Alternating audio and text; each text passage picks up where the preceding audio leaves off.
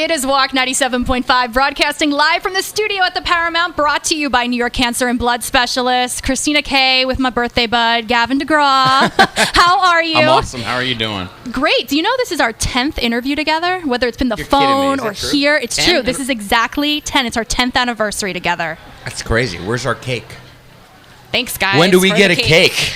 Yeah, I guess that's like 15, 20. And maybe a romantic Caribbean cruise to celebrate this decade together. I am so on board. Right? Your treat. Oh, my treat. I got to pay for it? Yeah, thanks, Gavin. Treat. Thank you.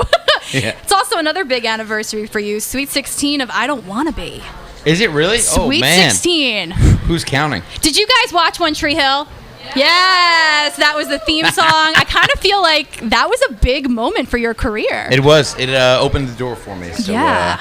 I'll always celebrate that opportunity. And I know we've talked about this before, that I feel like so many of your songs are so pivotal for so many like big TV shows and like moments because they're so relatable. Really? Yeah. Oh, thank you.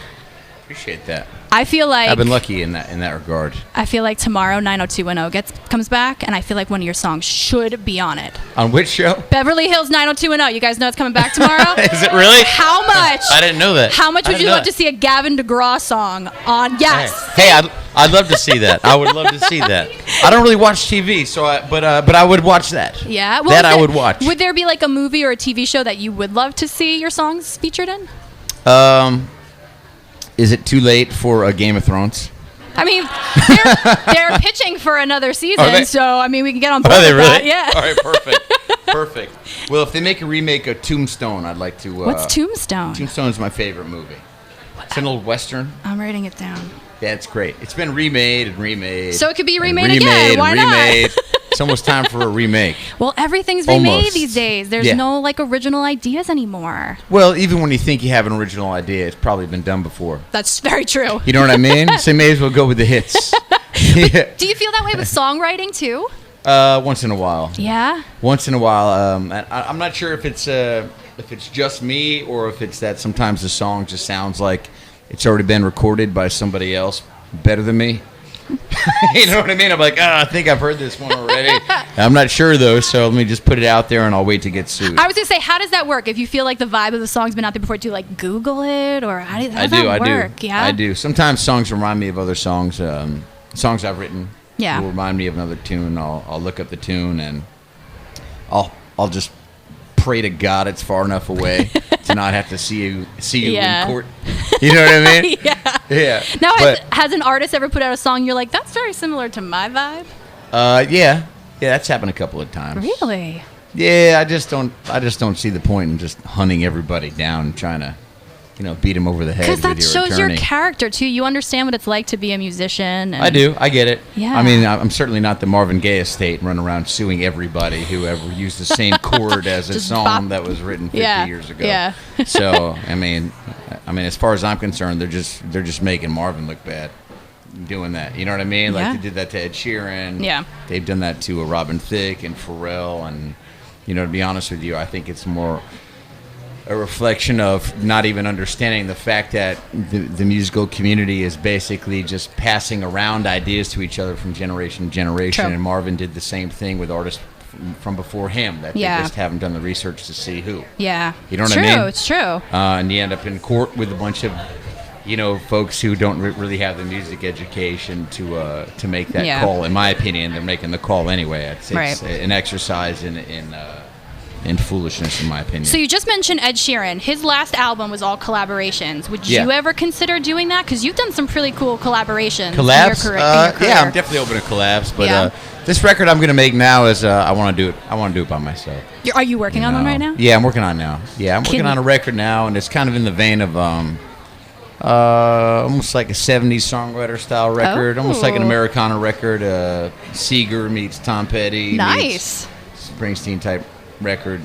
Billy Joel, obviously. We're in Long Island, so he's your fave. he's my favorite, exactly.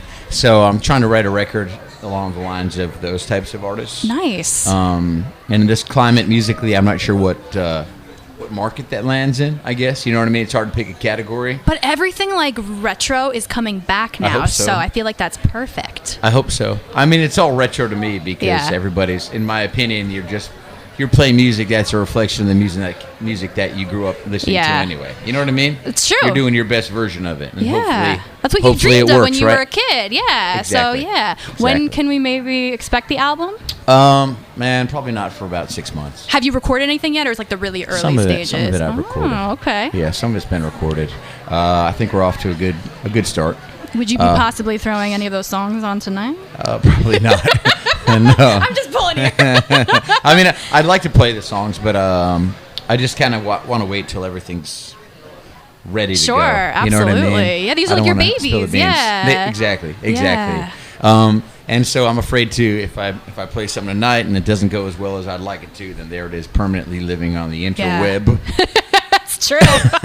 Nothing can be trusted in the age of cell phones. Yeah, exactly. So what do we got going on stage tonight? What can we expect? We're doing let's see, it'll be a 7-piece band, couple of horns, and me on keys, another buddy of mine playing keyboards, guitar, bass, drums, 2 horns. Will there be any signature Gavin DeGraw moves on that stage? I'll probably fall down once or twice. So yes.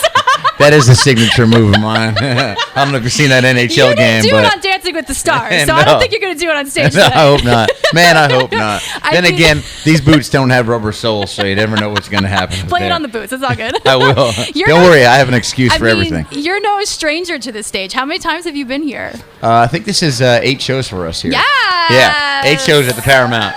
And I love this venue. So we love having you. It's like I said this to a listener before. It's like a family tradition having you here like once a year. We get to catch up. We love having you here. I like being here once a year. Now, we should do it more years. I wish we could do it more often. We should have at least as many anniversaries of playing here as you and I have with 10. interviews. I mean, we're almost there. That's how there. I feel. Yes, that's right. I love the whole place. I love the theater here.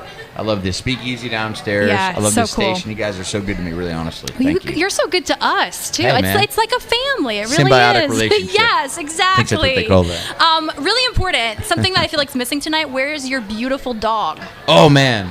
My dog, buddy. Your dog is such an Instagram model. Isn't he awesome? Oh, my gosh. It's crazy. He doesn't even go to the gym.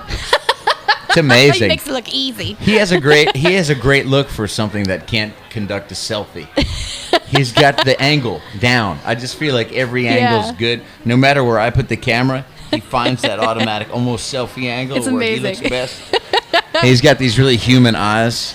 I feel like he takes after you at that, though. He has my human eyes. He does. Yeah, but it's funny. Eyes. I think he's a really smart dog, but he's still as dumb as a dog. But he's adorable. I'll be like, buddy, go get the paper. We're not quite there yet. Yeah, buddy. Is that his Put name, my buddy? laptop on, will you? Yeah. No, buddy, go walk yourself. He's saying you do it. Yeah, exactly. I mean, I like being a dog dad, but I have to tell you, I wasn't prepared for the midnight walks. Midnight walks? Yeah, he'll just wake me up. He likes to slap me in the face. Well, he's like, my dad's a rock star. He could take me for... He's funny, but his communication, he can't say a lot, verbally. Yeah, with his eyes, he says it all. His eyes, he has a lot to say. And he wakes me up by slapping me in the face, not kidding. He'll put his paw on my face, and I'll be like, what's going on? And I'll just wake up with him slapping me on the face. Aww. Saying, master, come on, let's do this thing. It's like a child waking up mom and dad, That's right. And then I walk outside, I pick up after him, and I realize that I work for him. Oh, yeah. You know what I mean? He's the boss. He is the boss. That's right. Well, we miss him, but we're so happy that you are here. I'm happy I'm here. It's Thank always you a pleasure, guys. Gavin it. DeGraw. Hey, guys, thanks for having me. Appreciate it very much. You guys are awesome. Thanks a lot. Happy 8th, happy 10th. I appreciate Thanks that. for joining us, as always. Good to see you. You Later too. on.